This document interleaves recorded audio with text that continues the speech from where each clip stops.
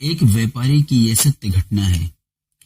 जब मृत्यु का समय निकट आया तो पिता ने अपने एकमात्र पुत्र धनपाल को बुलाकर कहा कि बेटा, मेरे पास धन संपत्ति नहीं है कि मैं तुम्हें विरासत में दूं, पर मैंने जीवन भर सच्चाई और प्रामाणिकता से काम किया है, तो मैं तुम्हें आशीर्वाद देता हूं कि तुम जीवन में बहुत सुखी रहोगे और धूल को भी हाथ लगाओगे तो वह सोना बन जाएगी। बेटे ने सिर झुकाकर पिताजी के पैर छुए। पिता ने सिर पर हाथ रखकर आशीर्वाद दिया और संतोष से अपने प्राण त्याग कर दिए। अब घर का खर्च बेटे धनपाल को संभालना था। उसने एक छोटी सी ठेला गाड़ी पर अपना व्यापार शुरू किया। धीरे धीरे व्यापार बढ़ने लगा। एक छोटी सी दुकान ले ली। व्यापार और बढ़ा। अब नगर के संपन्न लोगों में उसकी गिनती होने लगी। उसको विश्वास था कि यह सब मेरे पिता के आशीर्वाद का ही फल है, क्योंकि उन्होंने जीवन में दुख उठाया पर कभी धैर्य नहीं छोड़ा, श्रद्धा नहीं छोड़ी, प्रामाणिकता नहीं छोड़ी। इसलिए उनकी वाणी में बल था और उनके आशीर्वाद फलीभूत हुए और मैं सुखी हुआ।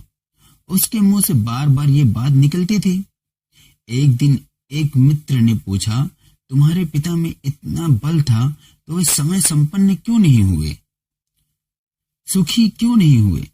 धर्मपाल ने कहा, मैं पिता की ताकत की बात नहीं कर रहा हूं, मैं उनके आशीर्वाद की ताकत की बात कर रहा हूं। इस प्रकार वह बार बार अपने पिता के आशीर्वाद की बात करता तो लोगों ने उसका नाम ही रख दिया बाप का आशीर्वाद। धर्मपाल को इससे बुरा नहीं लगता। वह कहता कि मैं अपने पिता के आशीर्वाद के काबिल निकलूं, यही चाहता हूं। ऐसा करते हुए कई साल बीत गए। वह विदेशों में व्यापार करने लगा। जहां भी व्यापार करता उससे बहुत लाभ होता। एक बार उसके मन में आया कि मुझे लाभ ही लाभ होता है तो मैं एक बार नुकसान का अनुभव करूं। तो उसने अपने एक मित्र से पूछा कि ऐसा व्यापार बताओ कि जिसमें मुझे नुकसान हो। मित्र को लगा कि इसको अपनी सफलता का और पैसों का घमंड आ गया है। इसका घमंड दूर करने के लिए इसको ऐसा धंधा बताऊं कि इसको नुकसान ही नुकसान हो।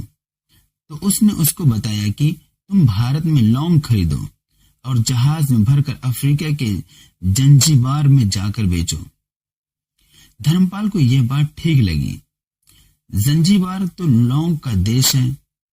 वहां से लौंग भारत में लाते हैं और यहाँ 10-12 गुना भाव पर बेचते हैं। भारत में खरीद करके जंजीबार में बेचें तो साफ नुकसान सामने दिख रहा है। परंतु धर्मपाल ने तय किया कि मैं भारत में लौंग खरीद कर जंजीबार खुद लेकर जाऊंगा, देखूं कि पिता के आशीर्वाद कितना साथ देते हैं। नुकसान का अनुभव लेने के लिए उसने भारत में लौंग खरीदे और जहाज में भरकर खुद उनके साथ जंजीबार द्वीप पहुंचा। जंजीबार में सुल्तान का राज्य था। धर्मपाल जहाज से उतर करके और लंबे रेतीले रास्ते पर जा रहा था। वहां के व्यापारियों से मिलने को उसे सामने से सुल्तान जैसा व्यक्ति पैदल सिपाहियों के साथ आता हुआ दिखाई दिया। उसने किसी से पूछा कि ये कौन है? उन्होंने कहा, ये सुल्तान है। सुल्तान ने उसको सामने देखकर उसका परिचय पूछा। उसने कहा, मैं भारत के गुजरात के खंभात का व्यापारी हूं और यहाँ पर व्यापार करने आया हूं। सुल्तान ने उसको व्यापारी समझकर उसका आदर किया और उससे बात करने लगा। धर्मपाल ने देखा कि सुल्तान के साथ सैकड़ों सिपाही हैं, परंतु उनके हाथ में तलवार, बंदूक आदि कुछ भी न होकर बड़ी बड़ी छलनियां हैं। उसको आश्चर्य हुआ। उसने विनम्रता पूर्वक सुल्तान से पूछा, आपके सैनिक इतनी छलनी लेकर क्यों जा रहे हैं? सुल्तान ने हंसकर कहा, बात यह है कि आज सवेरे मैं समुद्र तट पर घूमने आया था, तब मेरी उंगली में से एक अंगूठी यहाँ कहीं निकल कर गिर गई। अब रेत में अंगूठी कहाँ गिरी पता नहीं, तो इसलिए मैं इन सैनिकों को साथ लेकर आया हूँ। यह रेत छान कर मेरी अंगूठी उसमें से तलाश करेंगे। धर्मपाल ने कहा, अंगूठी बहुत महंगी होगी। सुल्तान ने कहा, नहीं, उससे बहुत अधिक कीमत वाले अनगिनत अंगूठी मेरे पास हैं, पर वह अंगूठी एक फकीर का आशीर्वाद है। मैं मानता हूं कि मेरी सल्तनत इतनी मजबूत और सुखी उस फकीर के आशीर्वाद से है, इसलिए मेरे मन में उस अंगूठी का मूल्य सल्तनत से भी ज्यादा है। इतना कह करके सुल्तान ने फिर पूछा, बोलो सेठ, इस बार आप क्या माल लेकर आए हो? धर्मपाल ने कहा कि मैं लौंग लाया हूं। सुल्तान के आश्चर्य का ठिकाना नहीं रहा। यह तो लौंग का ही देश है सेठ, यहाँ लौंग बेचने आए हो? किसने आपको ऐसी सलाह दी? जरूर वह कोई आपका दुश्मन होगा। यहाँ तो एक पैसे में मुट्ठी भर लौंग मिलते हैं, यहाँ लौंग कौन खरीदेगा? और तुम क्या कमाओगे? धर्मपाल ने कहा, मुझे यही देखना है कि यहाँ भी मुनाफा होता है या नहीं। मेरे पिता के आशीर्वाद से आज तक मैंने जो धंधा किया उसमें मुनाफा ही मुनाफा हुआ, तो अब मैं देखना चाहता हूं कि उनके आशीर्वाद यहाँ भी फलते हैं या नहीं। सुल्तान ने पूछा, पिता का आशीर्वाद, इसका क्या मतलब?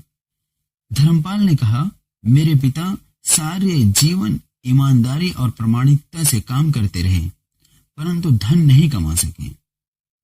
उन्होंने मरते समय मुझे भगवान का नाम लेकर मेरे सिर पर हाथ रखकर आशीर्वाद दिए थे कि तेरे हाथ में धूल भी सोना बन जाएगी।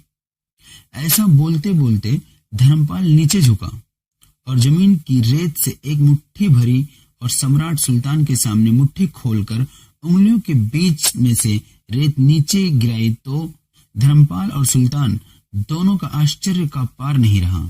उसके हाथ में एक हीरे जड़ित अंगूठी थी। ये वही सुल्तान की गुमी हुई अंगूठी थी।